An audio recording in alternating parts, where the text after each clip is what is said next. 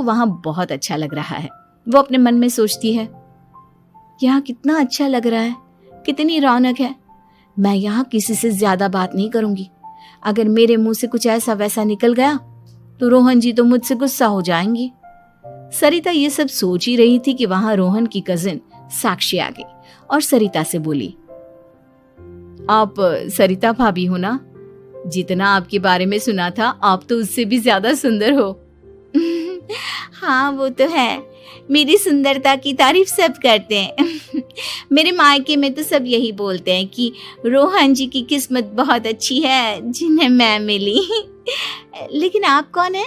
मैंने आपको पहचाना नहीं। मैं रोहन भैया की कजिन हूँ। आपकी शादी पर नहीं आ पाई थी ना, इसलिए आप मुझसे मिली नहीं कभी। शांति मौसी और मीनाक्षी आपकी बहुत तारीफ करते हैं। क्या कहा तुमने? मेरी तारीफ? कभी नहीं। मेरे ससुराल वाले कभी मेरी तारीफ कर ही नहीं सकते। मैं इतनी अच्छी हूँ, मेहनती हूँ, लेकिन उन्हें तो मेरी कदर ही नहीं। सारा दिन घर का काम करती हूँ, फिर भी मेरी सास ना मुझे सुनाती रहती है, और पति भी मेरी सास की साइड लेते हैं। ना कभी बाहर ले जाते हैं, ना कहीं घुमाने। अगर घुमाने के लिए कभी बोल भी देना तो उनकी बहन बीच में आ जाती है। मैं कैसे रह रही हूँ उस घर में, ये मैं ही जानती हूँ। सरिता की ये बातें सुनकर साक्षी को बड़ी हैरानी हुई। अब वो हर किसी के सामने अपनी बढ़ाई और ससुराल वालों की बुराई करने लगी। रोहन और शांति को सरिता पर बहुत गुस्सा आया, लेकिन वो चुप रहे। अगले दिन जब वो अपने घर पर आए, सरिता, तुमने क्यों सबके सामने मेरी इज्जत का तमाशा बनाया? तुमसे बोला था ना कि चुप रहना। अजी ऐसा भी क्या कह दिया मैंने जो इतना भड़क रहे हो? तुम जहां जाती हो अपना रोना शुरू कर देती हो, कभी किसी दूसरे की बात ही नहीं सुनती, बस अपनी कहती रहती हो। तुमने सबके सामने हमारा तमाशा बनाकर रख दिया है। हे भगवान, मुझे अपने पास बुला ले। जिस घर में मेरी कदर ही नहीं, उस घर में मेरा क्या काम? अरे क्या करूंगी मैं यहाँ रहकर? जो भी आता है मुझे सुनाकर चला जाता है। मैं तो किसी से कुछ नहीं कहती। सीधी सादी बहू मिल गई है ना सबको, तो जो जी में आए वो करो।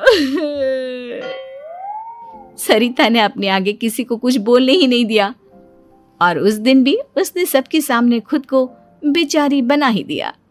अगले दिन मीनाक्षी कॉलेज के लिए लेट हो रही थी, इसलिए वो हर काम जल्दी जल्दी कर रही थी। अपना नाश्ता लेने किचन में गई और पतीले में रखे गरम दूध को गिलास में डालने लगी। दूध का पतीला उसके हाथ से छूट गया और गरम गरम दूध उसके हाथ पर गिर गया। ओए माँ, हाय मेरा हाथ, माँ मेरा हाथ जल गया। मीनाक्षी की आवाज सुनकर सरिता दौड़ती हुई आई। ये क्या किया तुमने? तुम्हें नाश्ता चाहिए था तो मुझसे बोल देती, मैं क्या मना कर देती? अब पता नहीं कितने दिन की मुसीबत पाल ली तुमने। सरिता मीनाक्षी को उसके कमरे में ले गई और उसका बहुत ख्याल रखा। उसका इस तरह से ख्याल रखना शांति और रोहन को थोड़ा अजीब लगा। माँ, सरिता के दिमाग का भी कुछ पता नहीं। कल शादी में सबको इतना कुछ बोल कर आई है हमारे बारे में, और अब मीनाक्षी की कितनी अच्छी देखभाल कर रही है। ये ऐसा क्यों करती है? बेटा, तेरी बीवी की ना आदत हो गई है सबके सामने खुद को बेचारी दिखाने की, और आदत इतनी जल्दी नहीं बदलती। जब ये बोलना शुरू करती है तो रुकने का नाम ही नहीं लेती, इसलिए इसे पता ही नहीं चलता कि ये किसके सामने क्या बोली जा रही है। लेकिन दिल की बहुत अच्छी है। हमें भी अपना दिल बड़ा करके ये जैसी है इसे स्वीकार करना चाहिए।